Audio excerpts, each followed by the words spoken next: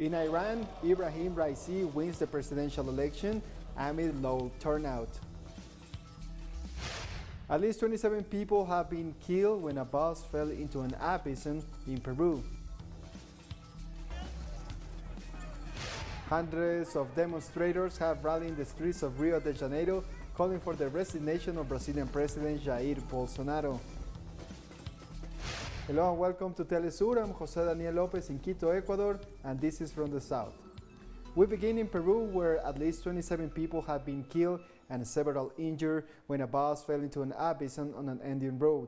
A bus carrying miners fell into a cliff near the famous Nazca lines in the Ayacucho region. This is the second deadly accident to happen on the same road in the last 10 days.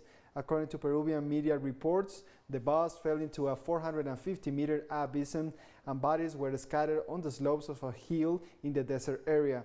Accidents have been happening in this area and have been attributed to poor road conditions, speeding, and lack of signaling. The procedure is to be able to bring all the bodies to this area, order them, take them to the Pulquio morgue, and mainly do the respective tests, alcohol levels, and all those tests on the driver. Hundreds of demonstrators have rallied in the streets of Rio de Janeiro on Saturday, calling for the resignation of Brazilian President Jair Bolsonaro. Activists critical of Bolsonaro's handling of the coronavirus pandemic have called for a nationwide protest across 300 Brazilian cities. Brazil's Senate is investigating how the coronavirus death toll got so high, focusing on why Bolsonaro's far-right government ignored opportunities to buy vaccines for months. On Friday, the official COVID-19 death toll in Brazil was about to hit 500,000, the second highest in the world behind the United States. The demonstrators were also against his economic policies. They say harm the interests of the poor and working class. The European Union's Special Envoy for Peace in Colombia has expressed the bloc concerns regarding the deaths of demonstrators during the national strike protests. European official Eamon Gilmore met with President Ivan Duque to express concern regarding the violent acts of security forces and reiterated his commitment to ensure accountability for the serious abuses and human rights violations. Activists and NGOs have collected data on over 70 deaths, the majority of which are at the hands of the security forces. A new death was reported in the city of Cali precisely during Gilmore's visit. I spoke to the President about the concern we have in Europe surrounding the death of demonstrators, and the President reiterated his commitment to ensure accountability and that the applicable reforms be implemented, and these issues will be addressed, and that everything triggering the demonstrations will be addressed. And we also spoke about the need and willingness to have a dialogue at the national, regional, and local levels. The interim president of Peru, Francisco Sagasti, has condemned a call from retired soldiers of the armed forces to prevent the presidential candidate Pedro Castillo from eventually being proclaimed the winner of the June 6 runoff vote. Fears of a possible coup and calls for another election have emerged as losing candidate Keiko Fujimori continues to claim fraud. What is unacceptable is that a group of retired people from the armed forces intends to incite the high command of the Army, Navy, and Air Force to break the rule of law. Yesterday, letters with only one signature and a list of names were presented to the general commands of the armed forces and directed to the general commanders and the head of the Joint Command of the Armed Forces, asking that they act against the Constitution and laws. As Constitutional President of the Republic, I reject this type of communication, which are not only contrary to democratic values and institutional framework, but are also acts at odds with the Constitution and the laws. Nicaragua is 5 months away from holding presidential elections, and according to authorities, the country is under international pressure and the United States is trying to interfere in its internal affairs by financing opposition groups seeking to destabilize the country. Our correspondent Maria Jose Diaz has the story. The country streets are calm. Santos Eugenio Badia Muñoz tells us that he was a victim of violence by opposition groups during the coup attempt in April 2018. He owned a business and has practically lost it. Now he's starting again. I wish for the best, which is peace. as we have always fought and worked for the development of peace by supporting our projects that are already in place and that we cannot throw away for someone else to come and finish. At the end of 2020, the defense of the rights of the peoples to independence, sovereignty, and self-determination for Peace Act was approved, a law that Nicaraguan authorities point out has been violated by opposition sectors that, despite promoting a smear campaign against the country's institutions, are getting ready for the next electoral process. In this alliance, we are firmly determined to select a presidential candidate with capacity, who generates confidence in the citizens, and we will not give up this objective. Political expert Freddy Franco explains that the most recent legal actions of the Nicaraguan authorities towards opposition sectors should be understood as an effort to defend national sovereignty in the context of the ongoing United States campaign to interfere in the country's internal affairs and destabilize it by financing opposition sectors in an attempt to oust the constitutional government of President Daniel Ortega. The people and institutions that are being prosecuted in Nicaragua are being prosecuted because they have committed crimes. They have used that money for purposes other than those established by law. They have even hidden money. They have laundered money, and indeed you know that not only in Nicaragua, but at the international level there are laws, strong international legislations that fight organized crime, drug trafficking, money laundering, a series of crimes that affect international economic relations and the security of institutions and states.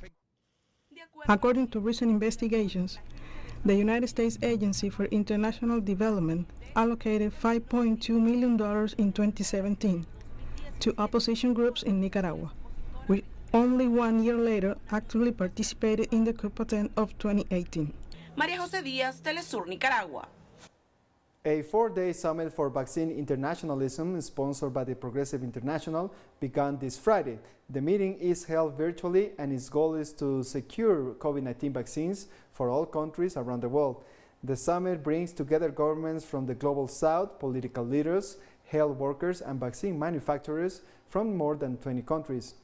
Brasil, azotado por la pandemia, autorizó el uso de emergencia de la During this summit, the foreign ministers of Bolivia and Venezuela and the head of ALBA bloc denounced the negative role of patents as an example of a flawed international economic order. In the reflection process to which the search for vaccines has led us, we have noticed that at the moment there is not enough production capacity in the world to supply all those who need vaccines in a reasonable time. According to experts, we need to immunize 70% of the world's population to get out of the pandemic. And that is difficult when they are only produced by certain companies, because the vaccines have patents.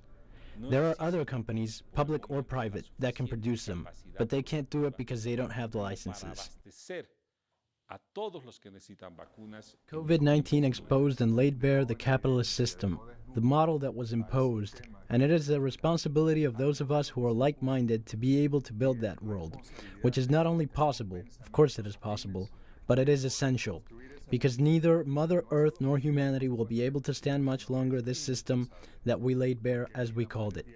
Fortunately, in Venezuela, 98% of coronavirus cases have been treated in the public sector. We have coordinated well with the private sector, and of that total, 92% of the cases have recovered.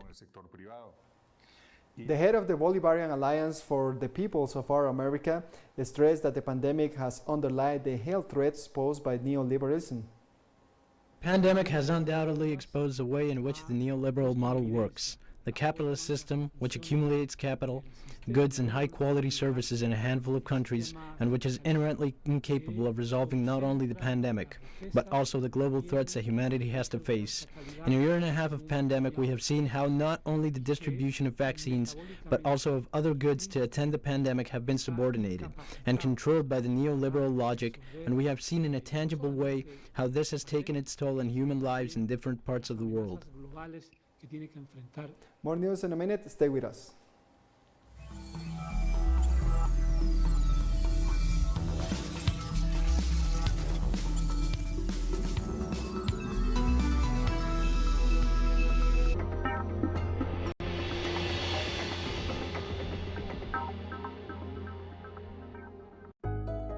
It is our duty to reverse the damage we cause to the planet. Let's recover our natural ecosystems with actions in defense of the environment. Let's keep fighting for a greener world.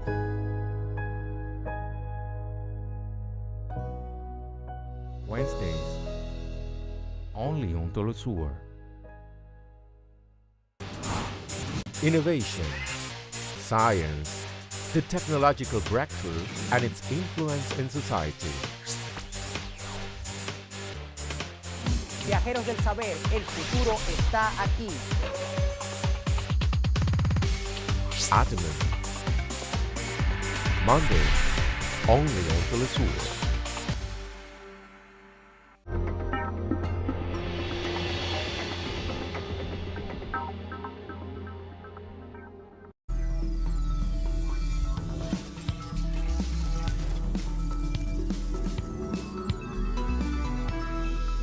Welcome back. Cuba has developed 5 COVID-19 vaccine candidates despite the huge limitations that the U.S. blockade imposes on the country. Over 2 million Cubans have already received jabs in the midst of the sanctions. The vaccination campaign began on May 12 in different cities across the island, with over 4 million doses now administered. The 2 most advanced vaccine candidates are Abdala and Soberana 02, which are in the 3rd phase of clinical trials. Cuba expects to announce the final results regarding the efficiency of the candidates as soon as possible, and will request authorization for the emergency use from the health authority in order to extend the vaccination program to the entire population. The 2021 Copa America football tournament kicked off in Brazil last Sunday, and in less than a week, 65 people have been infected with COVID-19, including players, technical staff, and journalists. Since June 13th, when the first match was held, a series of cases of players who tested positive for the virus have emerged. The South American Football Confederation explained that among the positive cases are stadium staff, the referee team, and even representatives of the sports organization itself. In April, China's Sinovac vaccine company donated 50,000 doses of the Confederation, which announced they will be applied to all national teams and technical personnel. The decision to hold the tournament in Brazil sparked widespread condemnation and protests. The Tokyo 2020 Olympic Games could be held with limited public access to stadiums, even though a group of medical experts has advised to cancel the event due to the risk of COVID-19 infections. Experts have recommended that the Games be held without spectators. However, reports suggested a limit of 10,000 people in attendance could be applied under strict measures. On Monday, organizers will hold a meeting with representatives of the International Olympic and Paralympic committees and the Japanese authorities with a view to making a final decision. The World Health Organization has warned that the COVID-19 pandemic continues to take in its toll in some of the world's poorest and most vulnerable people. WHO Director General Dr. Tedros Ghebreyesus further warned that it will be too late to donate vaccines next year. Ghebreyesus added that even after 18 months in the effective use of public health and social measures, they continue to give COVID-19 an opportunity to mutate, spread, and kill. In Africa, cases have increased by 52% just in the past week, and deaths have increased by 32%, while things are only likely to get worse. Vaccines donated next year will be far too late for those who are dying today, or being infected today, or at risk today. Our global targets are to vaccinate at least 10% of the population of every country by September, at least 40% by the end of the year, and 70% by the middle of next year. These are the critical milestones we must reach together to end the pandemic. But the brutal reality is that in an era of multiple variants, with increased transmissibility, potentially increased impact, we have left vast swathes of the population and the vulnerable population in Africa unprotected by vaccines, in a context where health systems are already weak. That's the reality. And this is the consequence of the current unfair distribution of vaccines. If we had been distributing vaccines fairly and equitably, we may by now have protected those people most vulnerable on the African continent, and we simply have not done that. Over 1,000 women from across Turkey have marched in Istanbul, urging President Recep Tayyip Erdogan to reverse his decision to withdraw from an anti-violence treaty. Protesters on Saturday chanted slogans, including "We will stop femicides" and "You will never walk alone," as representatives of women's rights groups delivered speeches. The rally, titled "We Won't Give Up on the Istanbul Convention," arrives ahead of the formalization of Ankara's exit from the Council of Europe Convention on Preventing and Combating Violence Against Women and Domestic Violence, better known as the Istanbul Convention. Turkey's withdrawal from the convention sparked heavy criticism from Western allies and will be finalized on July 1st, when women across the country are set to hold another protest. Our hope is always rooted in our struggles, in our organizations. Today, women came from 70 provinces to form our processions. We believe in the strength of our organizations, and whether the decision is overturned or not, we will continue our struggle in every way possible. So far, we have always managed to make them back down. And I think they will have to bend again, because this time the women are very strong and are acting together. All women are asking for only one thing: that the withdrawal of the Istanbul Convention be annulled and that the convention be applied effectively. And we have more stories coming up after one last break, so don't go away.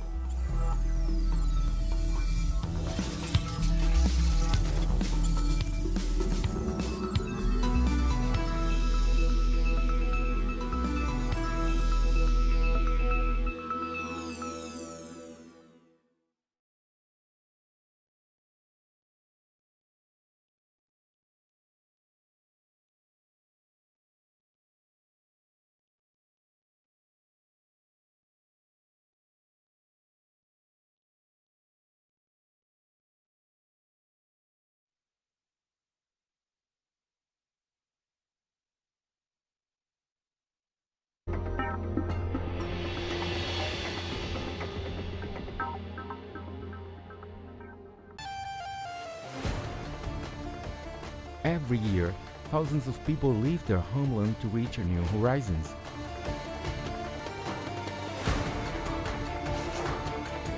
A reality of those people who struggle for their freedom. Know the diverse causes of those who live between borders. Thursdays, only on teleSUR.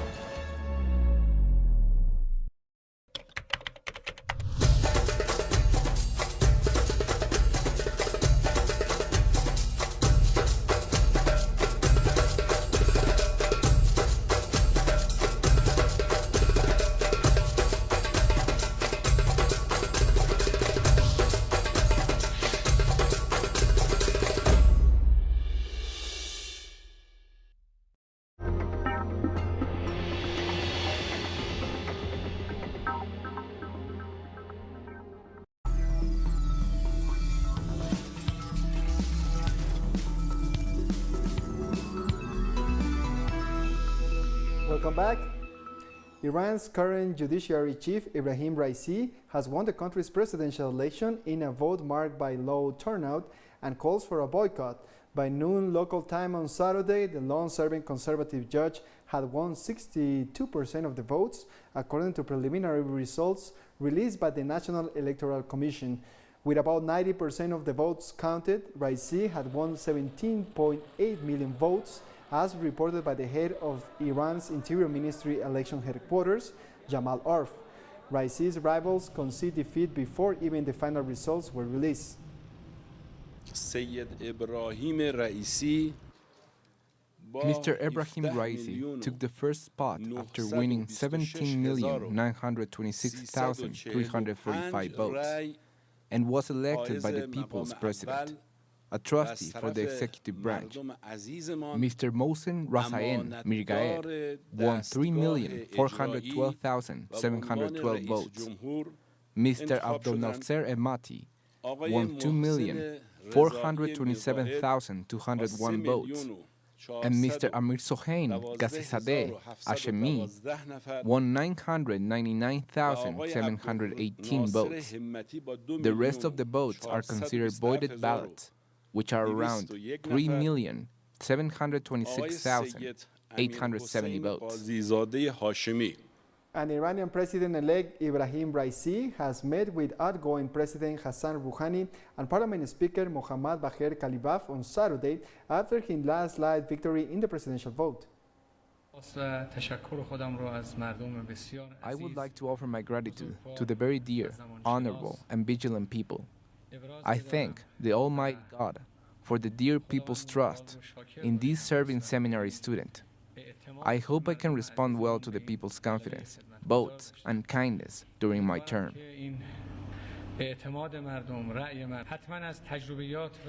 We will definitely make use of the experiences of the incumbent administration. Antonio Guterres is set to serve another 5 years as the Secretary General of the United Nations after the General Assembly elected him to a second term this Friday. Guterres was the only candidate for the UN's top position. The re-elected Secretary General of the 193 organization members faces a deeply divided world with numerous conflicts. The growing impact of climate change and the coronavirus pandemic is still threatening the world. His re-election was met with a burst of applause from ambassadors in the Assembly chamber.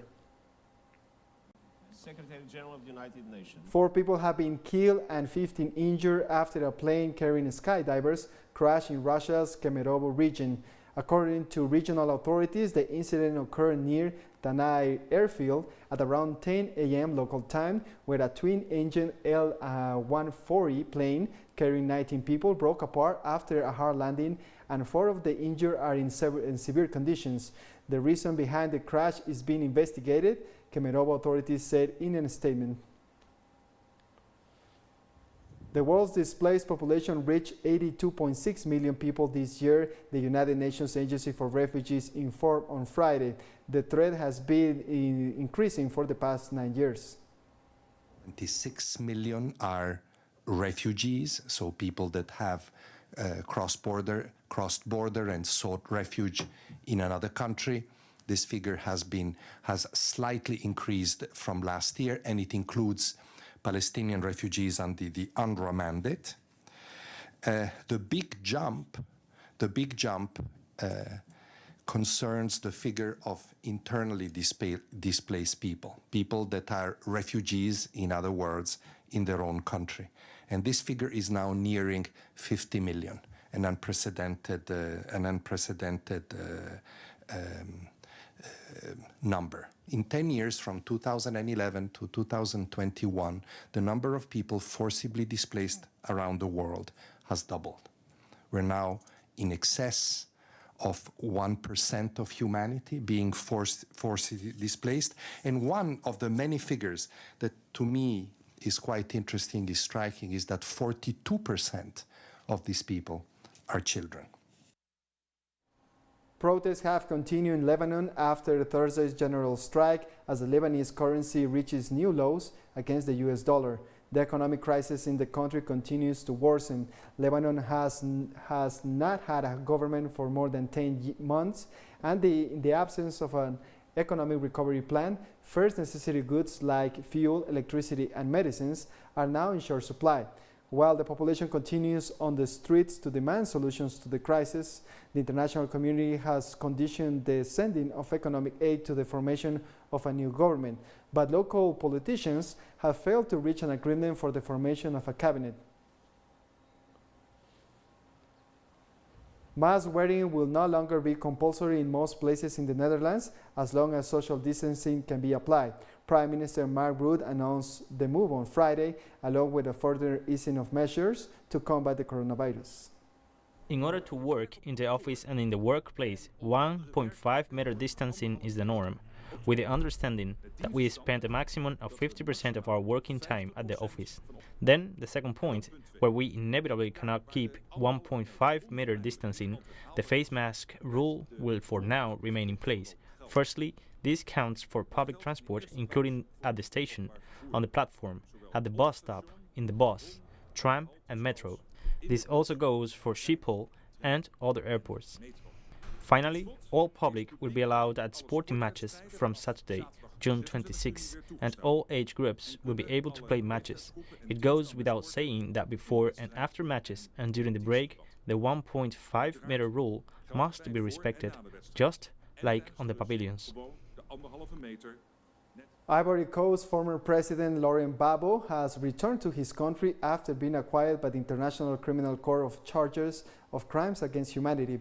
Gbagbo was accused of crimes against humanity after his refusal to accept electoral defeat in 2010, a vote he had postponed 6 times, triggering a wave of violence that cost some 3,000 lives. The Hague-based International Court could not prove his responsibility for the killings, but he had to spend 10 years behind bars anyway. The winner of the 2010 election was precisely the man who now welcomed his former rival back home, President Alassane Ouattara, with the 76-year-old Gbagbo being greeted on arrival by crowds at the airport and in the streets of Abidjan. Millions of families face serious food shortages in South Sudan due to flooding caused by climate change. Large tracts of South Sudanese land have been devastated after nearly 2 years of flooding due to continuous heavy rains. According to the World Food Programme, 1.4 million people have been internally displaced and over 7 million face food shortages from April to July this year. The WFP said $3.7 million is urgently needed to recover the flooded area. It is when you have given up of thinking scientifically, that's why you will say it is God. But to us, we say it is a global warming. I remember in 1960, 66, 67, we used to walk here from Bor on foot. And this was, now it is a different territory now. I can't believe it. I can't believe that was the soil that we used to walk, or the land that we used to walk when we were in elementary school in 60s. Wow. It has totally changed. And we come to the end of this news brief, but remember you can find this and many other stories in our website at telesurenglish.net. And don't forget to join us on social media, Facebook, Twitter, Instagram, and Telegram. For Telesur English, I'm Jose Daniel Lopez. Thank you for watching.